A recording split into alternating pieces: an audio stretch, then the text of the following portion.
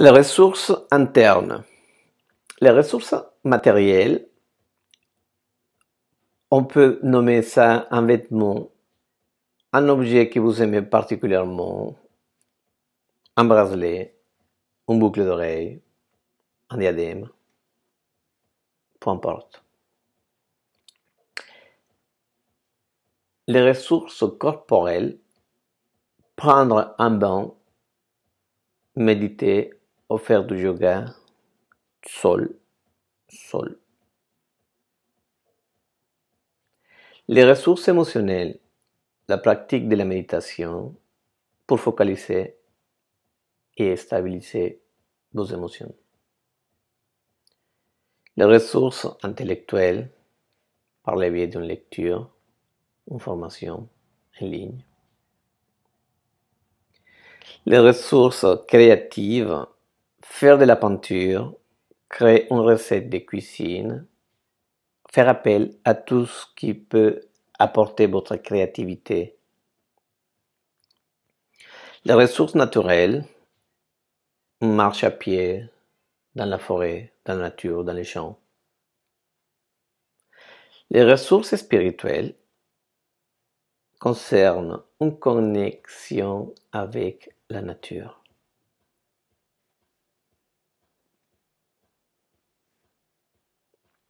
Voici comment renforcer une ressource.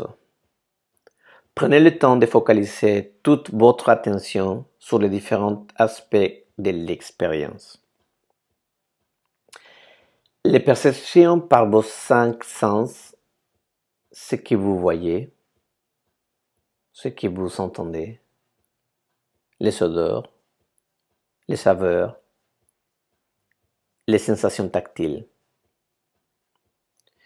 Puis sur l'émotion que vous ressentez maintenant, sur ce que vous ressentez dans votre corps, votre posture, l'énergie et la disposition à l'action dans laquelle vous êtes.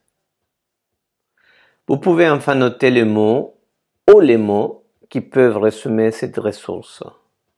Vous pouvez même afficher ces ressources dans votre cuisine ou votre chambre afin de pouvoir y revenir régulièrement.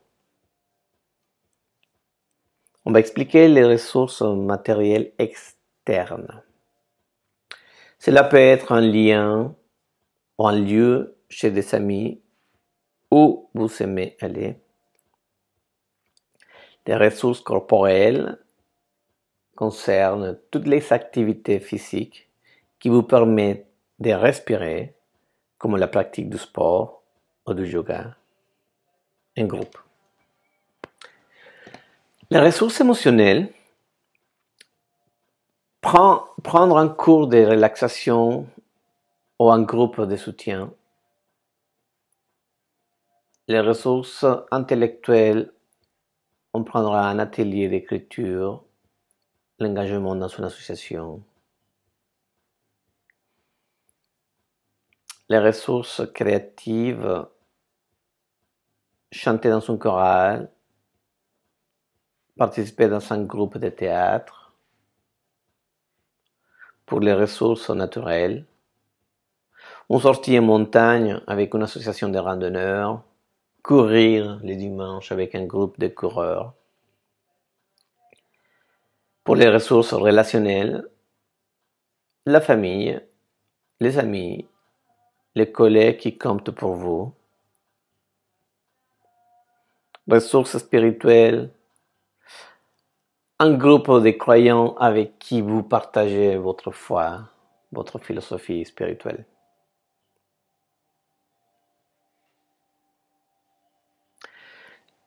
Là, c'est ce qu'il faudrait faire,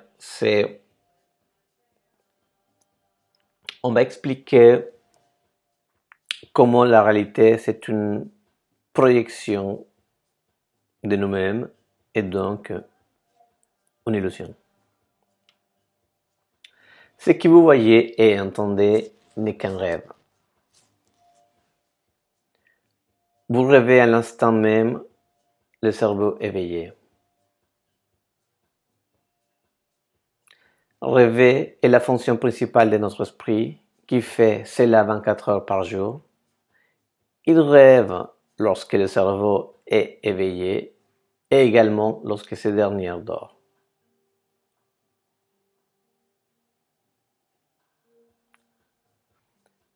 La différence, c'est que durant l'état d'éveil, le cadre de référence matérielle nous fait percevoir les choses de façon linéaire. Lorsque nous endormons, nous n'avons plus ce cadre de référence et le rêve a-t-il tendance à changer constamment. L'être humain rêve en permanence. Avant notre naissance, les humains, nos précédents, ont créé un grand rêve extérieur que l'on appelle le rêve de la société ou le rêve de la planète. Le rêve de la planète est le rêve collectif résultant des milliards de rêves personnels plus petits qui ensemble forment le rêve d'une famille, le rêve d'une communauté, le rêve d'une ville, le rêve d'un pays et finalement le rêve de toute l'humanité. Le rêve de la planète comprend toutes les règles de la société, ses croyances, ses lois, ses religions, ses différentes cultures et modes de vie.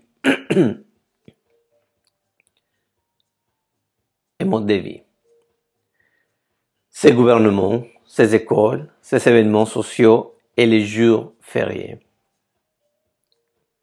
Nous naissons avec la capacité d'apprendre comment rêver et les humains qui nous précèdent nous apprennent à le faire de la façon dont rêve la société.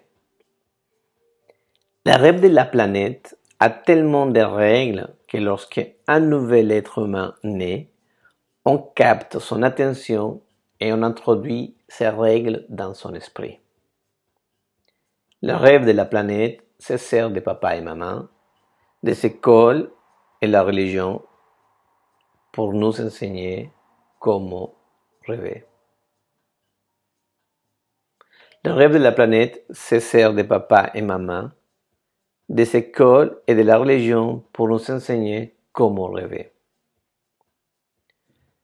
L'attention est la capacité à être sélectif et à se concentrer exclusivement sur ce que l'on peut percevoir.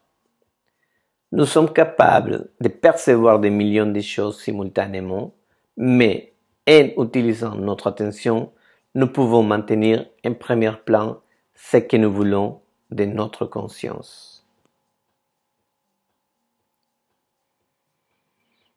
Les adultes qui nous entouraient lorsque nous étions enfants ont donc capté notre attention et introduit des informations dans nos esprits par la répétition.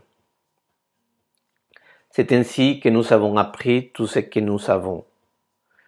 En nous servant de notre attention, nous avons assimilé toute une réalité, tout un rêve. Nous avons appris comment nous comporter en société, que croire et ne pas croire, ce qui est acceptable et ce qui ne l'est pas, ce qui est bon et ce qui est mauvais, ce qui est beau et ce qui est laid, ce qui est juste et ce qui est faux. Tout était déjà là. Toutes ces reconnaissances, toutes ces règles, tous ces concepts concernant la façon de se comporter dans le monde existaient avant notre naissance. Le rêve de la planète capte notre attention et nous enseigne ce que l'on doit croire en commençant par la langue que nous parlons.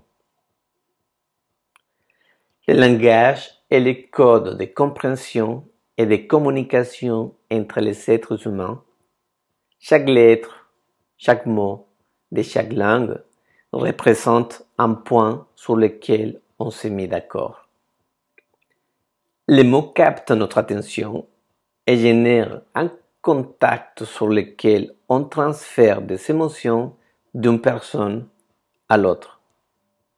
Cependant, si nous ne sommes pas d'accord, nous ne retiendrons pas cette information. Du moment que nous sommes d'accord, nous croyons. C'est ce que l'on appelle la foi. Donc, la foi, c'est de croire sans condition.